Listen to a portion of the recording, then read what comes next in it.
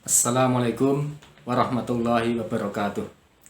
Segala puji bagi Allah yang senantiasa terus melimpahkan kenikmatannya kepada kita semua. Di antaranya adalah kemudian sampai dengan saat hari ini kita masih diberikan umur yang panjang, diberikan nikmat kesehatan, dan juga bisa menjalankan ibadah puasa Ramadan. Salawat dan salam semoga senantiasa dilimpahkan pada qudwatul ulia kita, suri teladan kita yang tertinggi, baginda Nabi Muhammad SAW, yang senantiasa kita harapkan syafaatnya kelak di yaumul akhir. Demikian juga salawat dan salam mudah-mudahan juga dilimpahkan pada keluarga Nabi, kepada para sahabatnya, dan juga kepada para pengikutnya, hingga termasuk kita sekalian hingga akhir zaman nanti. Saudara-saudaraku sekalian, rahimakumullah, marilah kita senantiasa berusaha untuk menjaga ibadah puasa Ramadan kita, hingga ibadah puasa Ramadan kita ini benar-benar menjadi ibadah puasa yang berkualitas, yang kemudian sesuai dengan yang dimaksudkan oleh Allah SWT, di mana Allah memerintahkan kita orang-orang yang beriman ini untuk menjalankan ibadah puasa Ramadan dalam rangka la'allakum tattaqun, supaya kita sekalian menjadi orang yang muttaqin, menjadi orang yang bertakwa, di mana derajat yang paling mulia di hadapan Allah adalah orang-orang yang bertakwa.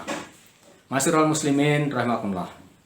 Jangan sampai kita sebagai seorang muslimin, sebagai seorang mukmin, kita bertemu dengan bulan Ramadan, kita menjalankan ibadah puasa, tetapi kemudian kita tidak mendapatkan apa-apa dari ibadah puasa kita tersebut. Loh, apakah mungkin ya? Apakah mungkin dalam hati kita kemudian bertanya-tanya, apakah mungkin kita berpuasa tetapi kok tidak mendapatkan apa-apa? Ya. Dalam sebuah hadis yang diriwayatkan oleh Imam An-Nasa'i, Rasulullah SAW bersabda, "Rubba sha'imin laisa lahu min syiyamihi illal ju', wa rubba qa'imin laisa lahu min qiyamihi illas sahar." Yang artinya kurang lebih demikian. Betapa banyak orang berpuasa tapi tidak mendapatkan apa-apa, tidak mendapatkan pahala dari puasanya tersebut, kecuali hanya haus dan lapar. Dan betapa banyak orang yang menjalankan sholat malam, ya, kalau di bulan Ramadan ini kita menjalankannya dengan sholat tarawih, tetapi dia tidak mendapatkan apa-apa, kecuali hanya begadang saja. Bahkan, saudara-saudaraku sekalian rahimakumullah, jangan sampai lagi kemudian kita ini beriman, kita ini mukmin, kita ini muslim, bertemu dengan bulan Ramadan, tetapi justru kemudian ya, kita ini mendapatkan laknat dari Allah. Loh, apa bisa kita ini seorang mukmin bertemu dengan bulan Ramadan, menjalankan ibadah puasa Ramadan, kok malah mendapatkan laknat dari Allah? Nah, maka ini kita juga harus waspada. Ada dalam sebuah hadis yang cukup panjang, Rasulullah bersabda, ya, riwayatnya artinya demikian. Dari Abu Hurairah, Rasulullah SAW suatu saat naik mimbar, lalu bersabda, "Amin, amin, amin," sampai 3 kali. Kemudian para sahabat karena keheranannya kemudian bertanya, "Kenapa engkau berkata demikian wahai Rasulullah?" Kemudian Rasulullah bersabda, "Baru saja Jibril berkata kepadaku, Allah melaknat seorang hamba yang melewati Ramadan tanpa mendapatkan ampunan. Maka aku katakan amin." Kemudian Jibril berkata lagi, Allah melaknat seorang hamba yang mengetahui kedua orang tuanya masih hidup, ya, namun tidak membuatnya masuk surga atau jannah karena tidak berbakti kepada mereka berdua. Maka aku katakan amin. Kemudian Jibril berkata lagi, Allah melaknat seorang hamba yang tidak bersolawat ketika disebut namamu, maka aku katakan amin. Hadis riwayat Ibnu Huzaimah dan disahihkan oleh Al-Albani. Nah, maka saudara-saudaraku sekalian rahimakumullah, kita harus waspada, kita harus hati-hati. Menjalankan ibadah puasa ini tidak sembarangan. Jangan sampai ibadah puasa kita ini tidak mendapatkan apa-apa, atau bahkan kemudian kita mendapatkan laknat dari Allah Subhanahu wa taala meskipun kita mukmin, meskipun kita menjalankan ibadah puasa. Nah, ada beberapa hal yang kemudian harus kita perhatikan supaya kita tidak mendapatkan laknat dari Allah, supaya puasa kita jangan sampai tidak mendapatkan nilai apa-apa di hadapan Allah. Yang pertama adalah jangan sampai kita berpuasa tanpa keikhlasan. Nah, ini suatu hal yang harus menjadi perhatian kita. Dan kita harus senantiasa kemudian meluruskan niat kita bahwa kita berpuasa ini semata-mata untuk mendapatkan ridho dari Allah Subhanahu wa taala. Innamal a'malu binniyat. Sesungguhnya amal itu tergantung kepada niatnya.